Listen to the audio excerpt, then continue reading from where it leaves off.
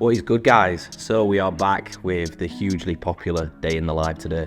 It's a surprising day in the life, of course. We live in Dubai. We just got the routine back to where I want it to be. We've been back now 3 to 4 weeks and we're back firing all cylinders. But it'll be a slightly different day in the life to what you see most YouTubers and most influencers post. It's going to be very structured, very disciplined, but also a significant amount of value for you guys to take away. If you're a businessman, if you're an online coach, you'll be able to apply a lot of elements of my day into yours, so make sure you don't miss it.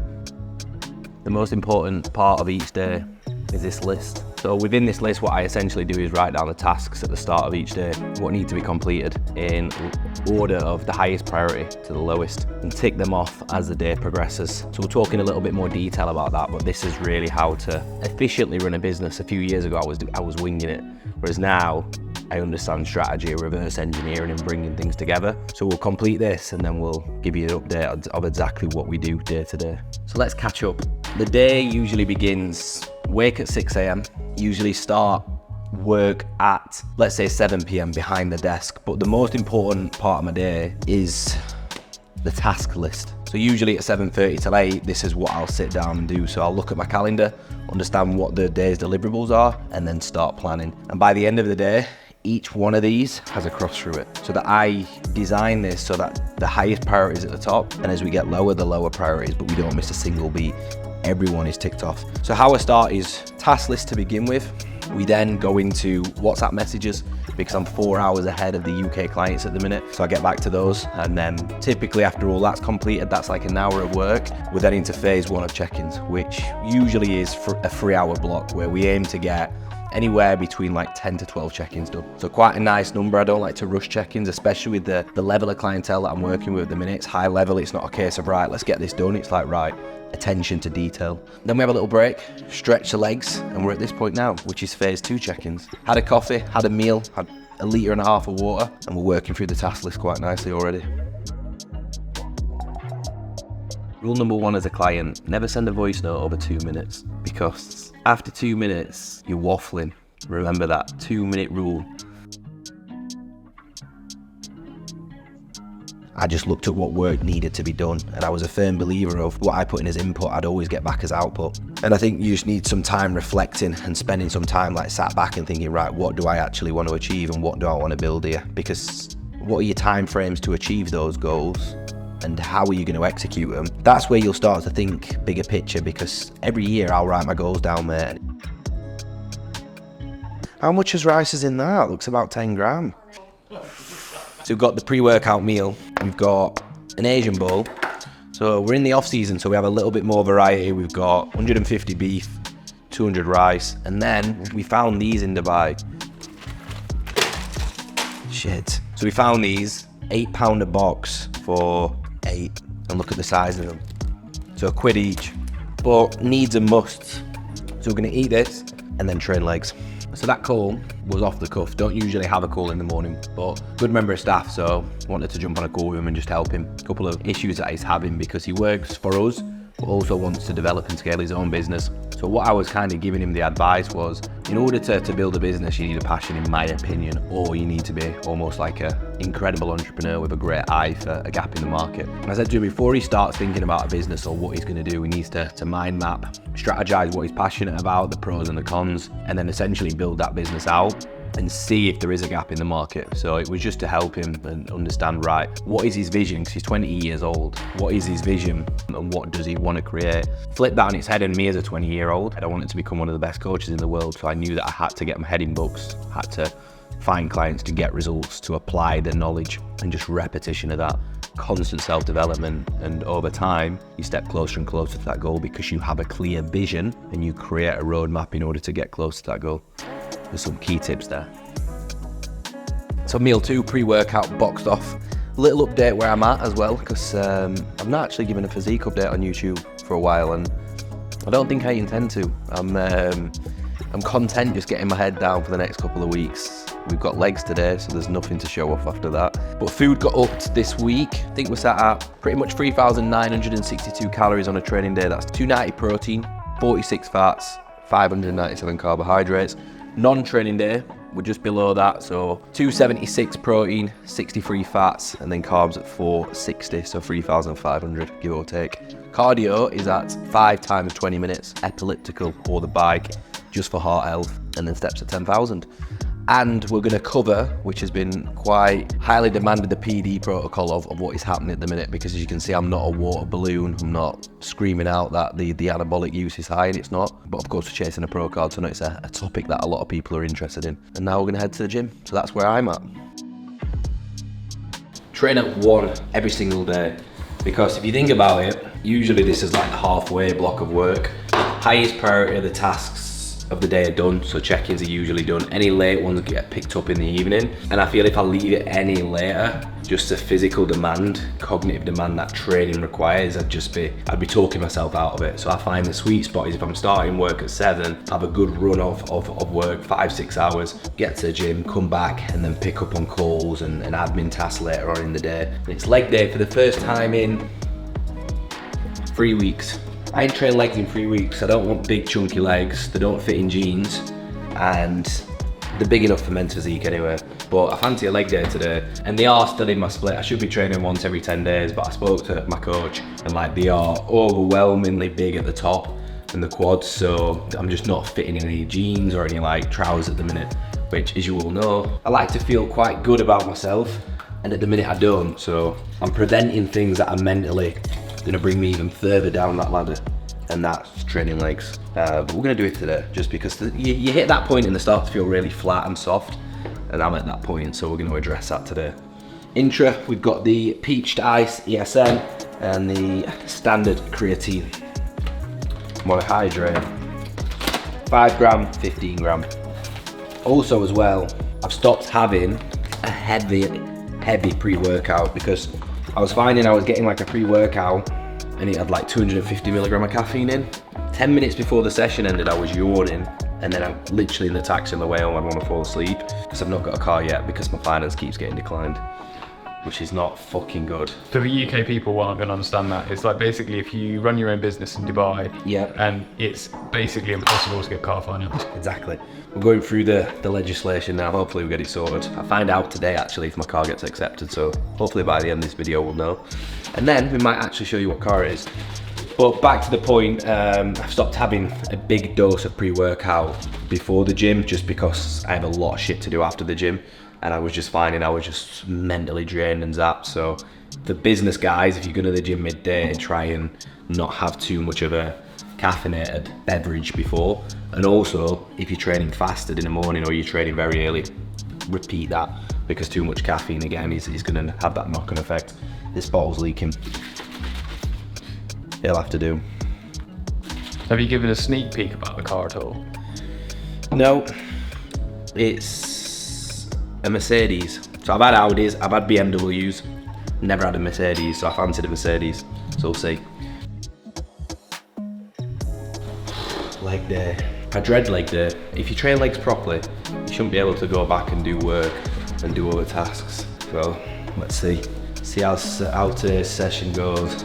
I'm gonna go for a different approach. I'm gonna follow my training split for a change, which obviously I don't usually do when I do legs. So we're gonna go through the full structure, which will appear on another video of how I'm currently training legs, which should be once every 10 days. Like I said, I've just had a little break, but from this point onwards, with like 9 weeks left of this blast phase, I am gonna maximize the leg training, because when I reverse out of bodybuilding, I want some decent quads in it. The way that I'm training at the minute, they're gonna be like bamboo sticks. So I'm in two minds whether to have an espresso or actually go balls in and have a pre-workout. I know I've just said not to have one, but I like to go against what I say, so you'll see. I feel like I need a pre-workout to mentally prepare me for the first leg session in 3 weeks.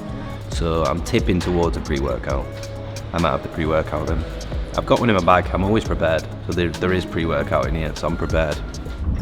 One thing that I'm not going to be able to do when I've got a car is this.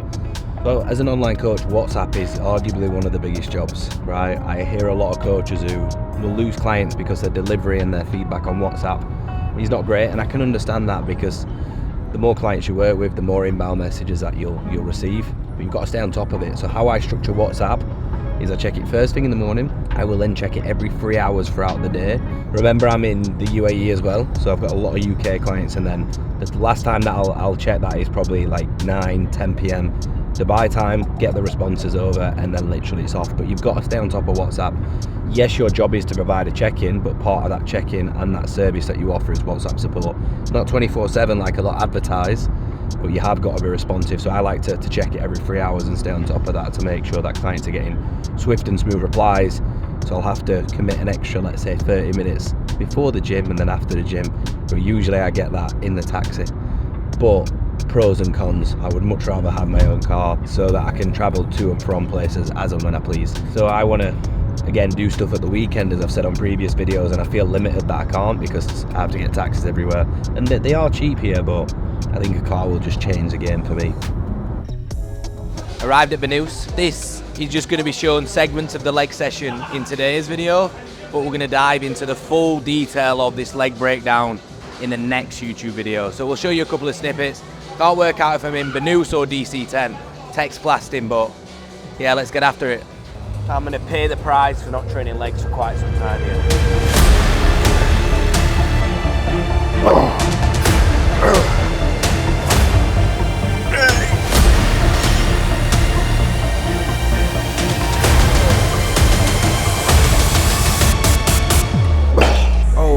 Everything about that felt shit. Give me a headache, that leg press. I'm at that part of the session now, guys, where I just feel like shit.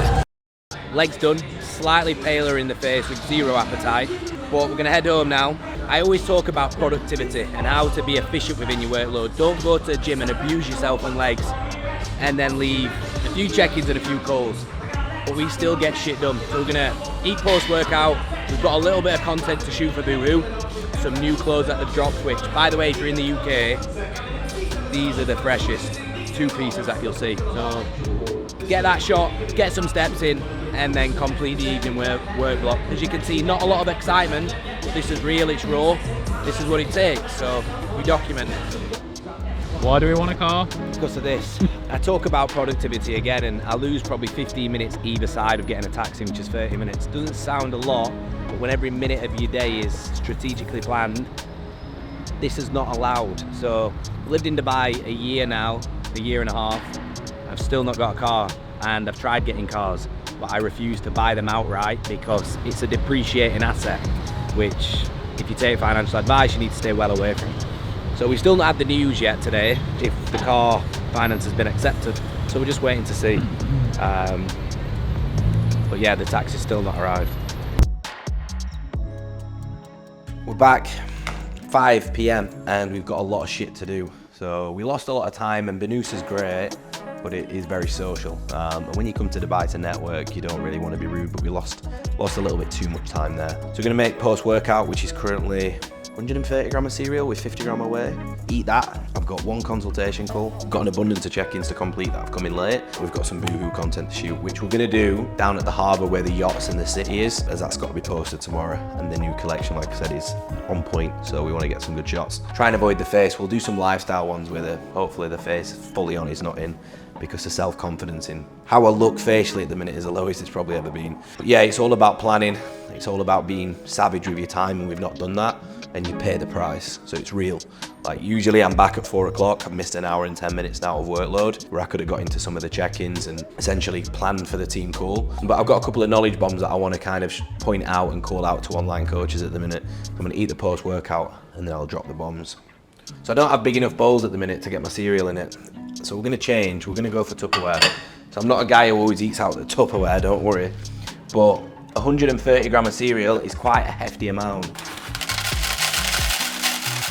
Bear in mind, cereal is probably £8 a box. So this is probably 500 gram, 400 gram. So do the maths. A couple of days worth. Don't do an off season in Dubai.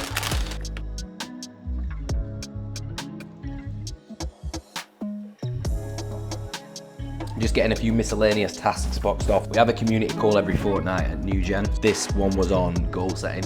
how to structure goals. And we got a high attendance, like 40 people on that call, but we record every one. So for the people within the brand who want to see it, they've got it here now. We upload it onto our educational platform. So they'll be able to watch that, tune in and take some value. So we don't just coach, we help them in different avenues of life, because the product that we offer is really to get people to just complete unstoppable confidence. But then we've got some check-ins to tidy up, one consultation call, and then we have a call with a team, so the full team, all the coaches, the operations staff, the admin, the finance. And this is to the point now of like, I see a lot of coaches online, like I want to get to this, I want to achieve this. And there comes a point within your coaching career where you can't do everything. And what you need to do then is outsource it. You can't be an operations manager, you can't be a sales manager, you can't be an admin member of staff, right? You've got to start looking at outsourcing it. So for me now, with a coaching team as big as New Gen, we have a finance team, we have a sales team, we have essentially an operations team. And what we do is we get on a call every Monday, we review the strategy. So that strategy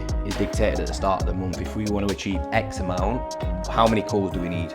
Okay, how many sales do we need? What's our success rate of those sales? Because then realistically, that strategy is going to drive how we then target social media, how we push our content out, how we dictate the number of CTAs that we put out. Because if we're starting the week on this call, in this case, on Monday, and we've only got 15 calls booked, but our target is to get 25, we need to find 10 calls.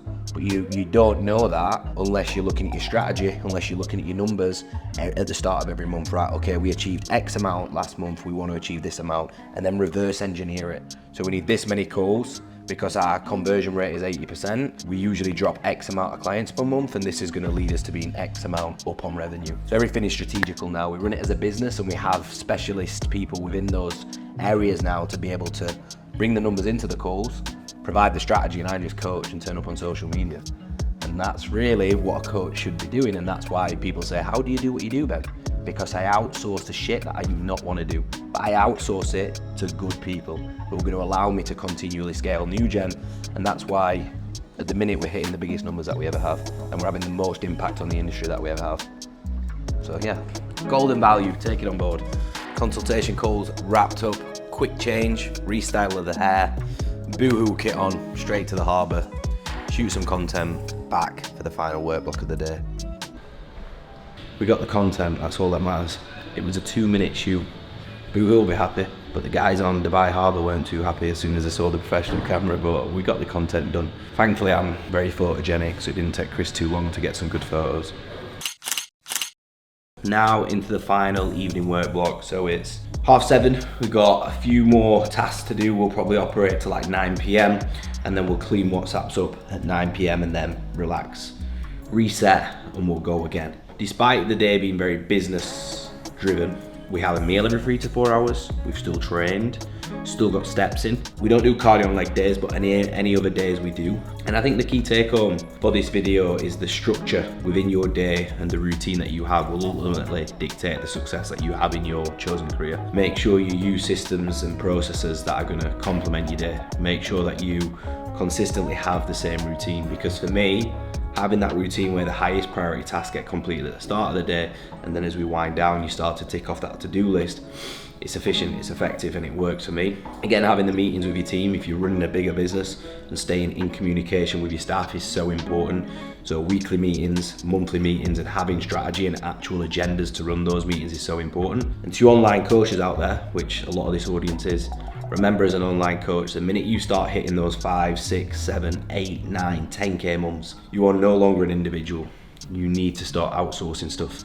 So despite the profits going down, the business then starts to work for you, and you have people within your business to start doing the tasks that you don't want to do, and you focus on, number one, becoming a better coach. And that's how you scale an online coaching business, and that's how you will continue to self-develop as a coach and get to where you want to get to, because nobody wants to stagnate, right? But as always, thank you for watching. Hope you took a lot of value away from this. Remember to comment and like what you want to see in the future, and subscribe, and I'll see you in the next one.